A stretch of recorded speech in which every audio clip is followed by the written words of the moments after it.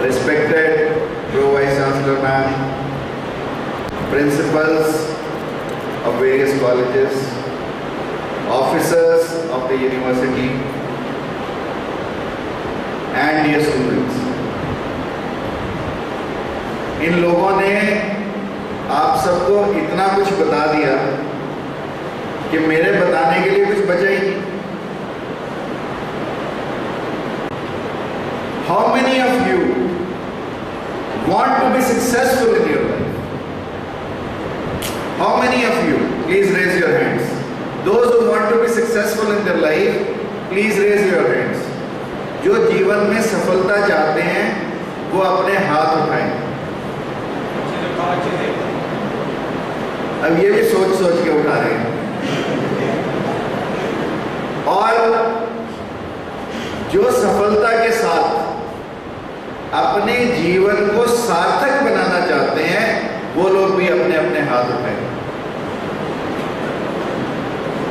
So it goes without saying कि सब लोग सफल और सार्थक होना चाहते हैं, अपने जीवन को सफल बनाना चाहते हैं, अपने जीवन को सार्थक बनाना चाहते हैं।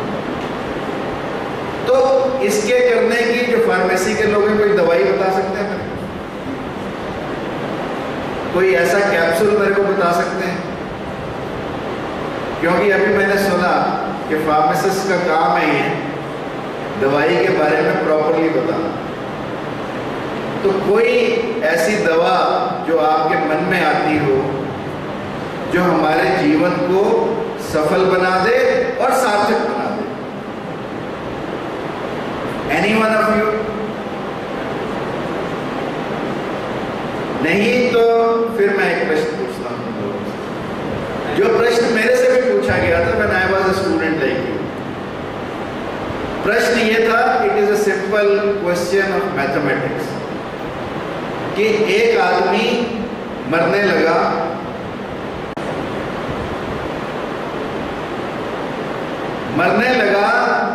तो उसने अपनी वसीयत लिखने लगा। उसके 3 लड़के थे।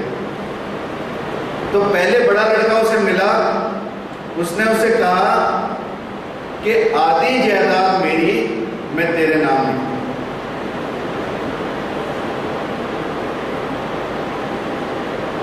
अब दूसरा लड़का मिला, तो उसने कहा अपनी जायदाद का 3रा हिस्सा मैं दूसरे बच्चे के नाम लिखूंगा। तब बारी आई तीसरे की, तो उसने कहा कि मैं अपनी जायदाद का 9वां हिस्सा तेरे नाम लिखता हूं, यानी तीसरे बच्चे के नाम लिखता हूं। उधर कोई तीसरा बच्चा नहीं है। Look at me and look at my question. And after this, ये वसीयत करने के बाद द पर्सन डाइड। और जब उसकी जायदाद देखी गई तो उसकी जायदाद में कोई हीरे जवाहरात नहीं थे।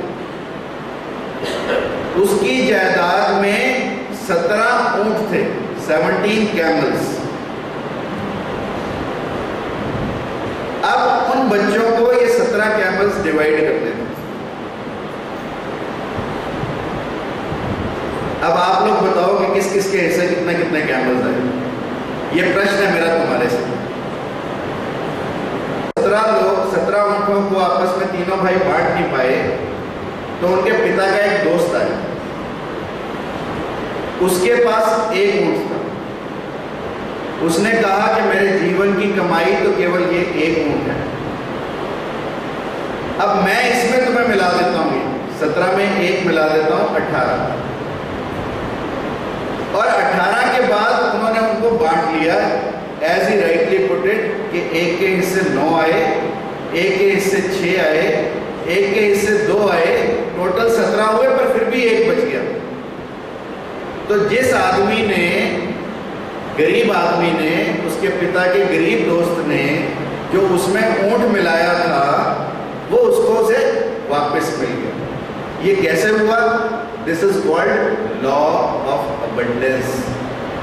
Law of abundance means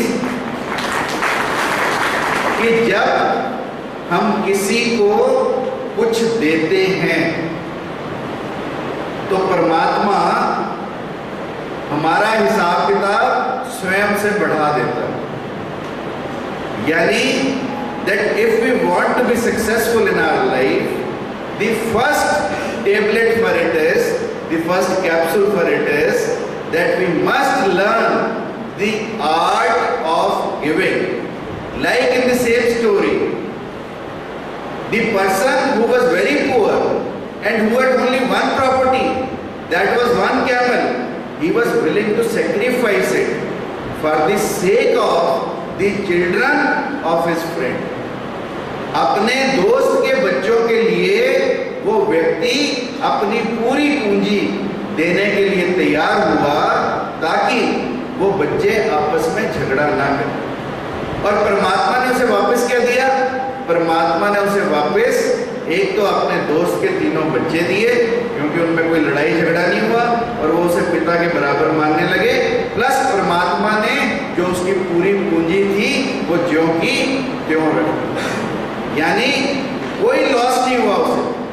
सो इसलिए जीवन में जब भी हम किसी को कुछ देते हैं तो परमात्मा हमारा भला स्वयं से करता है। इसलिए how many of you will learn the art of giving? कितने लोग सीखना चाहेंगे ये art? Very good. So we must try to develop. परमात्मा ने हमें सब कुछ दिया, हम उससे कुछ ना कुछ दूसरों को दें, तभी हम अपने जीवन को सफल बना सकते हैं, अपने जीवन को सार्थक बना सकते हैं। और दूसरी टेबलेट क्या हो सकती है इसकी? अगर आप अपने जीवन में सफल होना चाहते हैं तो दूसरी चीज है मन की एकाग्रता, फोकस। तुम में से कितने लोग कन्वेक्स लेंस के बारे में जानते हैं? What are the properties of a convex lens? It focuses the light rays coming or passing through it. The function of the convex lens is that whatever light passes through it, it focuses it on a particular point. Now, if you focus the rays of sun through this convex lens on a piece of paper, it gets burned. वो जल जाता है। ये practical हम सब लोग करते हैं। क्यों जल जाता है? क्योंकि उस लेंस ने सूर्य की किरणें जो फैली हुई थी उनको एक पॉइंट पर फोकस कर दिया और उनकी एनर्जी इतनी बढ़ गई कि उन्होंने कागज को जला दिया। तो ये एकाग्रता से मेरा अभिप्राय है कि जब हम कोई भी कार्य जीवन में करें, यदि हम उसे पूर्ण एकाग्रता से करेंगे तो सफलता हमें मिलनी निश्चित है। और स्वामी विवेकानंद ने तो यहां तक कहा कि शिक्षा में तथ्यों का संकलन नहीं होना चाहिए। जो इंफॉर्मेशन हम आप लोगों को देते हैं, जो टीचर्स आपको पढ़ाएंगे, होनी ही नहीं चाहिए। उन्होंने कहा कि यदि भारतवर्ष में किसी चीज की शिक्षा देनी चाहिए तो वो केवल और केवल मन की एकाग्रता की। और कभी भी देखना, मन की एकाग्रता से हम वो पा सकते हैं जो अन्यथा हम नहीं पा सकते। स्वामी विवेकानंद के बारे में कहते हैं कि 100 पेज की पुस्तक को 1 मिनट में पढ़ देते थे और फिर कुछ भी पूछ लो वो उसको बता देते थे। He had a photogenic memory. Somebody asked him कि आप कैसे कर लेते हैं?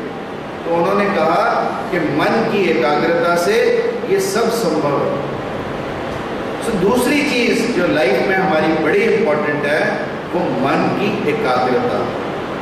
आप देखो, शुरू से माँ हमें कहती है ध्यान से कॉलेज जाना, ध्यान से बस में चढ़ना, ध्यान से सड़क पार करना, ध्यान से कक्षा में बैठना। परंतु कितने लोग ध्यान से कक्षा में बैठते?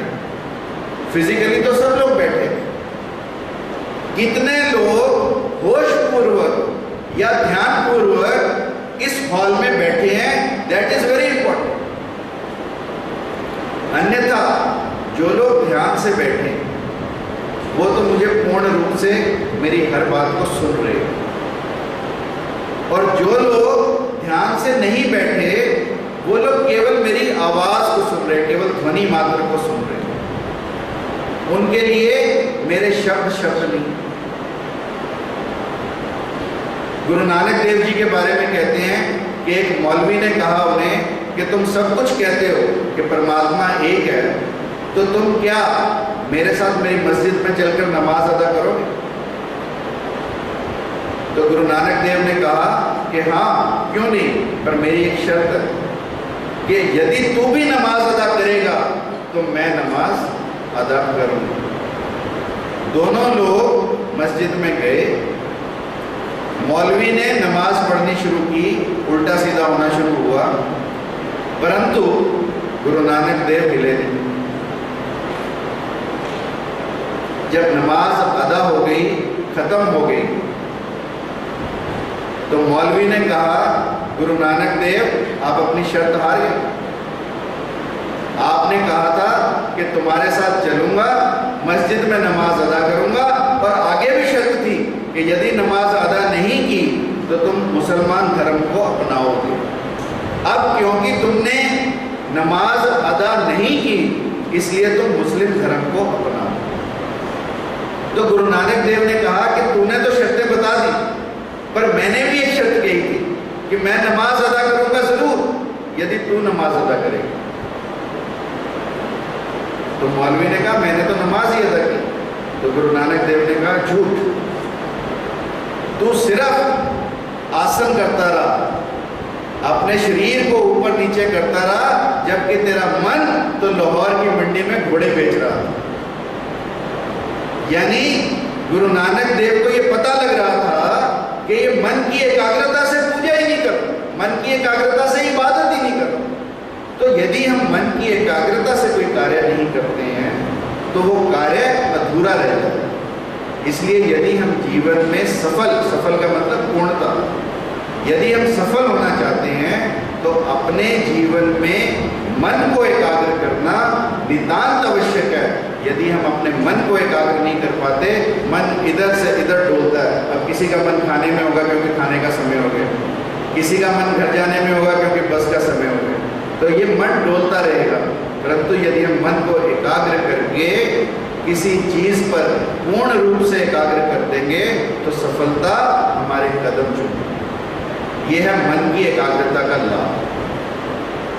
इसलिए जब भी क्लास में बैठो पूर्ण रूप से एकाग्रता से बैठो, अपने अध्यापकों की बात पूरे ध्यान से सुनो। हर अध्यापक के पास कुछ ना कुछ पढ़ाने के लिए। प्रश्न ये है कि हम सीखना क्या चाहते हैं।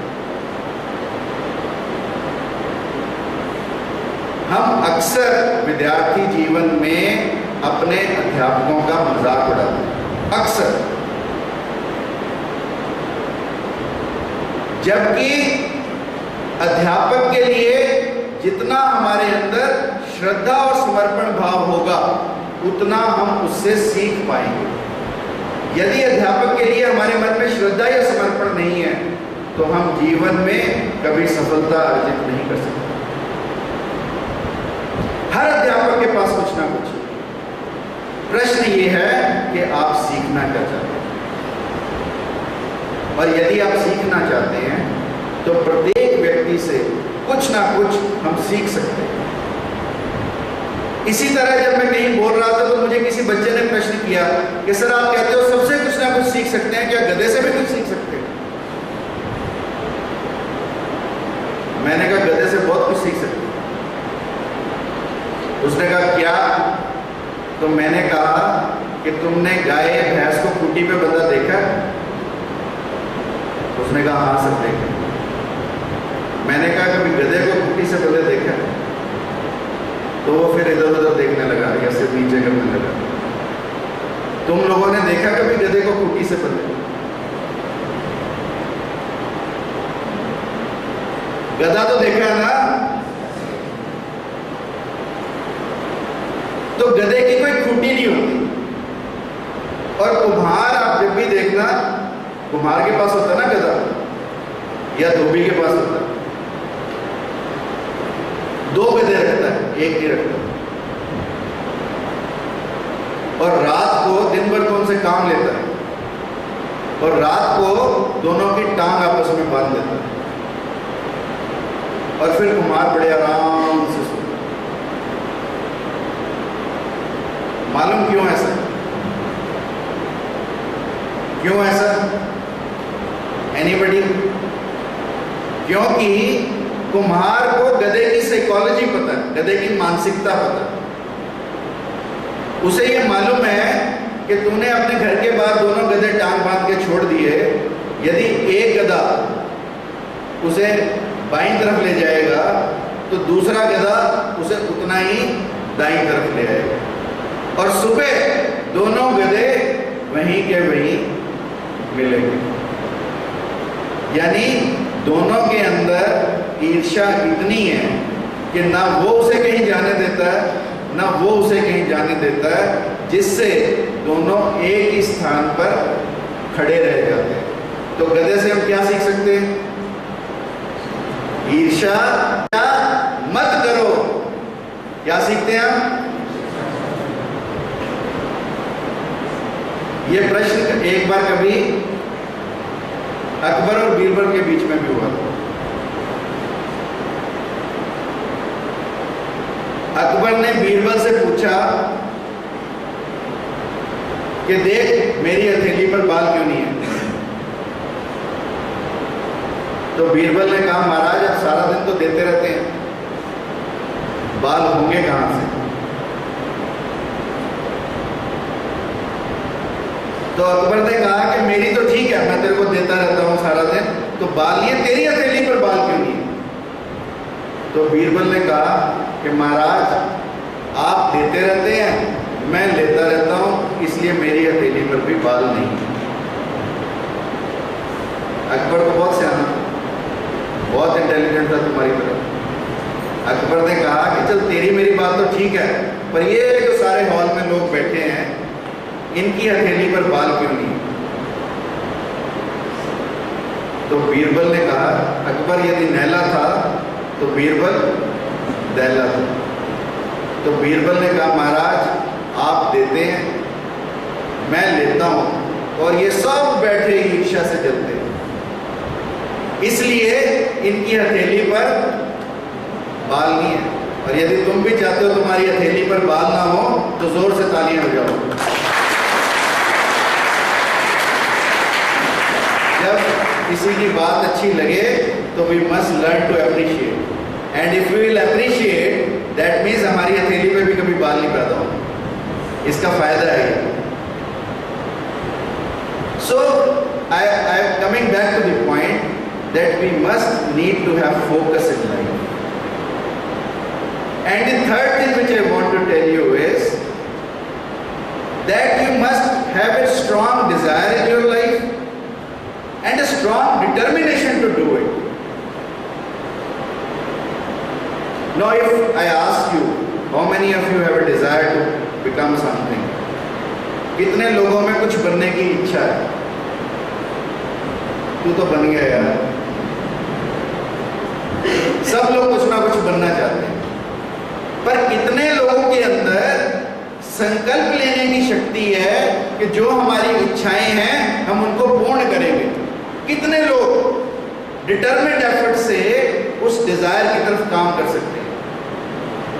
Yes, suppose I have a desire to come first in the class, so I must be determined to do it also, and I have to be determined with hard work, with dedication, with commitment. Only then I can complete my desire, I can fulfill my desires. Otherwise, I cannot. और determination कैसा हो? I'll give you one example from the life of Rabindranath Tagore. Rabindranath Tagore ने क्या बनाया था? हमारी तरह एक यूनिवर्सिटी बनाई थी ना, उसका क्या नाम था? और जब वो ये विश्वविद्यालय बना रहे थे तो आराम नाम की कोई चीज उनकी डिक्शनरी में नहीं थी। और जब उनका स्वास्थ्य खराब रहने लगा, उन्हीं दिनों में गांधी जी कलकत्ता आए थे। तो गांधी जी को लोगों ने रिक्वेस्ट की कि रविंद्रनाथ टैगोर और तो किसी की माने ना माने, पर तुम्हारी जरूर मानेंगे, तुम उन्हें कहो कि दोपहर में थोड़ा सा विश्राम जरूर किया करो। तो गांधी जी भोजन करने के बाद दोपहर का रविंद्रनाथ टैगोर के कमरे में गए और उन्हें कहने लगे कि आज मैं तुमसे कुछ मांगने आया हूं और तुम्हें देना पड़ेगा। रविंद्रनाथ टैगोर ने कहा कि तुम मांगो तो सही। तो गांधी जी ने कहा कि मैं तुमसे दोपहर का 2 घंटे का विश्राम मांगने आया कि तुम अपने लिए 2 घंटे का विश्राम लिया करो। तो रविंद्रनाथ टैगोर ने कहा कि गुरुदेव माफी चाहता हूं। माफी किस चीज की? कि जिस दिन मेरा यज्ञोपवीत हुआ था, जिस दिन मेरे को जनेऊ डाला गया था, उस दिन मैंने ये प्रतिज्ञा की थी कि जब तक मैं इस विश्वविद्यालय के कार्य को पूर्ण नहीं कर दूंगा, तब तक चैन से बैठूंगा नहीं और दोपहर में कभी सोऊंगा नहीं। ये होती है व्यक्ति की दृढ़ता।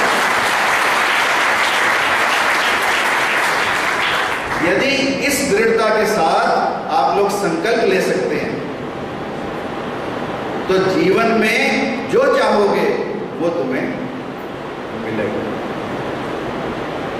I'll focus on only these 2 things, that you must have focus in life, you must be giving, you must learn the art of giving, and you must have a strong desire and a determined effort for it. And last but not the least, whatever you achieve in your life, always give credit to your parents, to your teachers, and to the God above. क्योंकि यदि हमें ये बात की feeling आती है कि मैंने कुछ किया, तो ये हमारा अहंकार है। और यदि हम अपने आप में यह समझते हैं कि करवाने वाला परमात्मा है, मैं तो केवल एक यंत्र मात्र हूँ, तो कभी हमारे अंदर अहंकार नहीं आता। हम अपने जीवन में विनम्र बने रहते हैं। और यदि हमारे अंदर अहंकार आता है, राम और रावण में यही फर्क है, अहंकार। कृष्ण और कंस में केवल एक ही फर्क था, वो था अहंकार। यदि हम अपने अहंकार को समाप्त कर सकते हैं, अन्यथा रावण राम से ज्यादा गुणी था। इसलिए जीवन में कुछ भी हमें मिले, हम कहें ये परमात्मा की देन। और जब परमात्मा हमारे साथ होता है तो हमें कभी किसी चीज का डर नहीं होता। समुराई का नाम सुना है तुमने? समुराई हुआ, समुराई समुराई के फोटो बड़े देखे होंगे जो वीडियो गेम्स खेलते हैं। समुराई लाइक हमारे यहाँ अर्जुन है ना, fighter, picture of Arjun is fighter. Similarly samurais are also fighters in Japan. और एक समुराई की नई नई शादी हुई और वो उसे नाव में घुमाने ले गया अपनी बीवी को। जैसे ही दोनों नाव में बैठे और लोग भी बैठे थे, नाव डगमगाने लगी, डोलने लगी, सब लोग इधर से उधर भागने लगे। परंतु वो समुराई बड़े आराम से उस नाव में बैठा। तो बीवी को बड़ा अचंभा हुआ कि कैसा पति है, बचाने का कोई इंतजाम ही नहीं करता। अच्छी से शादी की है और अच्छा ये योद्धा कि बड़े आराम से बैठा है, पर हम डूबने को हैं। तो उसने अपने पति से प्रश्न किया कि देखो सब लोग भाग रहे हैं अपनी जान बचाने के लिए, तुम क्यों नहीं मेरी जान बचाने के लिए भागते? तो समुराई ने तलवार निकाली और अपनी बीवी के गले पर रखी। जैसे ही उस समुराई ने तलवार निकाली और अपनी बीवी के गले पर रखी, तो बीवी मुस्कुराने लगी। उसने कहा तुम मुस्कुराई क्यों? उसने कहा जब तलवार तेरे हाथ में है तो डरना काहे का? तो समुराई ने कहा बस इतनी ही सोच बदलने की बात है। मैडम ने आपको कहा ना सोच बदलने की बात, इतनी ही सोच तो बदल ले कि जब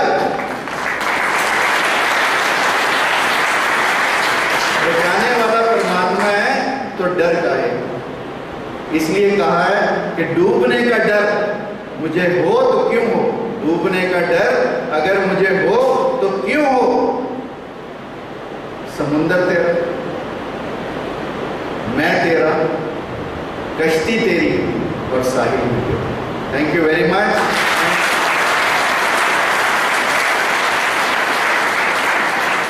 Once again, I take this opportunity to welcome you all here from Masnath University. We'll be working here together as a family. Whatever are your problems are our problems. Whatever good things are there, you can always enjoy them and be here in discipline, and you will love to be here in this university, and together we will make it a change university, we will make it a famous university, and we will make it a university which people will love to be here. Thank you very much.